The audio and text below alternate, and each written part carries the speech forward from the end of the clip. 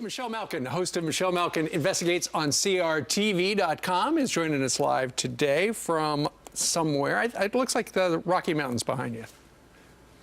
Yes, it is 4:20 here in Denver, so if I'm a little bit more mellow than I normally am, you know why. It's the secondhand smoke. We do indeed. Your first book, called Invasion, was all about immigration, illegal immigration. The Attorney General, the Secretary of Homeland Security are going to be down on our southern border trying to tighten things up, making sure that the people who come into this country don't come in illegally. But what do you make of this dreamer who's become the cause celeb of the mainstream media? That young man right there, 23-year-old Juan Manuel Montes. Everybody's going, hey, he got deported, he had status, that's not fair. What they don't include is the part of the story that apparently he went back to Mexico without telling the government, which you can do if you're a dreamer, if you get permission, and came back into the country, broke the rules. Now he's in trouble. Yeah, well, this is open borders fake news because USA Today, which vaulted the story into the media stratosphere, got it wrong. He wasn't deported. His status granted to him by Obama by executive fiat expired because, as you say, Steve, he gave up that status when he broke the law again. And here's the thing.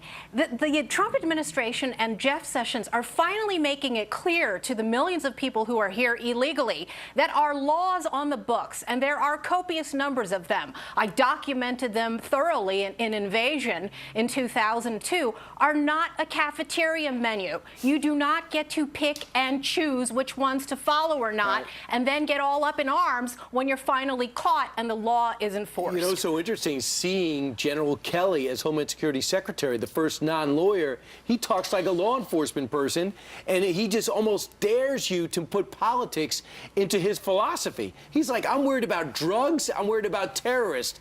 Any problems with that, change the law. I love it. Yeah, that's right. One of the big myths of the open borders propaganda machine, and of course it is that machine that keeps vaulting every one of these so-called dreamers into the public eye to milk and gain sympathy and emotion. What they don't understand, of course, is that there's no such thing as a quote-unquote otherwise law-abiding illegal alien. They're breaking tons of laws to get in here. You know what bugs me? When they call themselves undocumented. Most of them have many documents, fake documents. Yes. And these are not just, we're not just talking about civil infractions. Well, you know, we shouldn't touch them because, of course, they're here contributing and giving so much to the country. Well, each and every one of the DACA and DAPA beneficiaries under the Obama administration program and scheme were given work documents. These are work documents for people who are replacing Americans whose jobs are being taken from them. These are people who have stolen social security numbers. These are people who are violating a plethora of laws. And finally, the Trump administration is drawing the line, and that's why you're seeing such a hue and cry from an industry that has benefited from exploiting millions of people. What's interesting, too, about that case is the guy broke the law, according to Customs. He was charged with theft. And then he leaves the country, tries to come back in illegally, and now he's suing the government. Does he have a case? I hope not. But the problem is that so many illegal aliens have been granted status by liberal courts across this country. It's not just a problem with the Ninth Circuit Court of Appeals. It's at every single level. And that really is one of the hidden problems that I talked about in Invasion, is the entire immigration court system, which is populated by left-wing progressives who don't think our borders matter. There you go. Meanwhile, I think we're at day 91 or day 92 of the Trump administration. And the Media Research Center put together a little montage of all the tough questions Barack Obama got in his first 100 days. Feast your eyes on this, Michelle.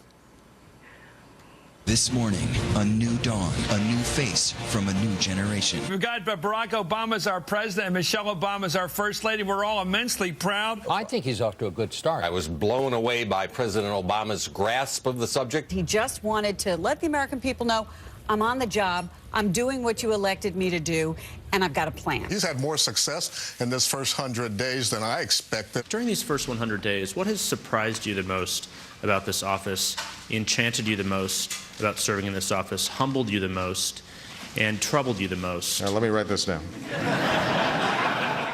How crazy is that? So during his first 100 days, it was a real honeymoon with the press, whereas with Donald Trump's honeymoon, it's more like a knife fight. Yes, that's right. Good lapdogs. I mean, the salivating and the panting and the hyperventilating in that clip alone, it just makes it worth it. I love what the Media Research Center has done over so many years. Accompanying that, of course, they had a report that they put out yesterday talking about the massive, disproportionate negative attention that Trump has gotten in his. Right? 89% negative. And this just shows you how agenda-driven the Beltway press corps has been. I pointed out, of course, in the first 100 days of Obama, that by that 100-day mark, what you didn't hear from those liberal media lapdogs was that he had an unprecedented number of turnovers, withdrawals of corruptocrats that included Bill Richardson and Tom Daschle, whom Obama had nominated for cabinet positions. He had filled less than half of the positions needed to gain approval by the Senate, and he had a Democratic Senate majority. But no, instead you got some enchanted evening questions from the journalists. But I would say this. The president's been very slow in filling up his slots that don't need a nomination. He wanted to get repeal and replace in place. It's not. He wanted to get $1 trillion incentive plan out there to stimulate the economy. It's not there. But he does have Judge Gorsuch there. He can point to hard and fast improvements when it comes to the border. Jobs. So yeah, and so far the economy seems to be pretty strong. So it's a mixed thing. You can honestly, you don't need to be a cheerleader. You could be an analyst and ask good questions. Yeah. That's right. It is certainly a mixed bag. There are a number of obviously, the Obamacare 2.0 Rhino Care debacle is a stain over the past 100 days. But most of my quibbles are with the speed rather than the direction, and the success of Gorsuch getting through his nomination process is huge. For conservatives and cannot be discounted. And then his continued commitment to the #1 issue that he campaigned on, national sovereignty and immigration.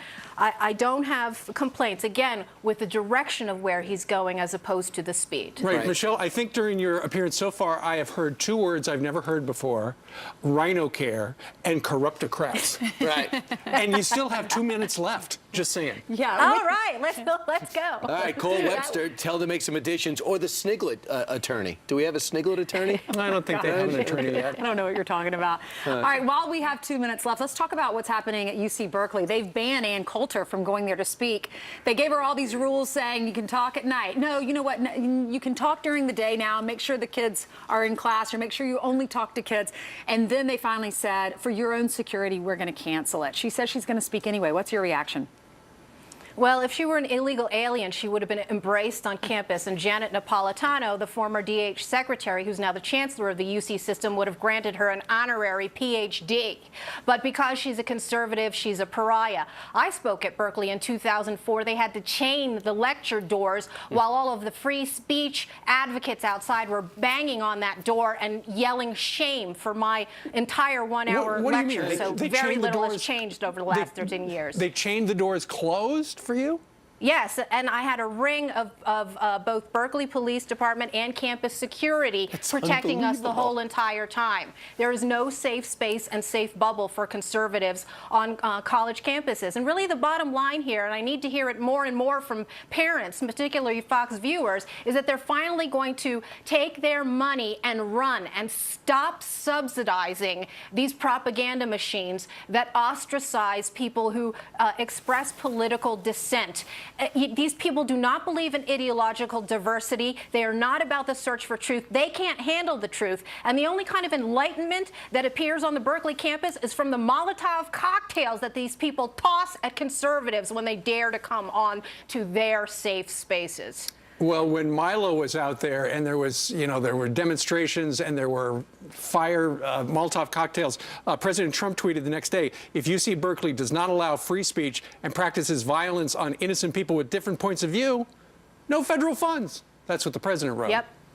That's right. Defund liberal nutball Right. campuses. I'm all for that. And real quick, what story are you working on right now?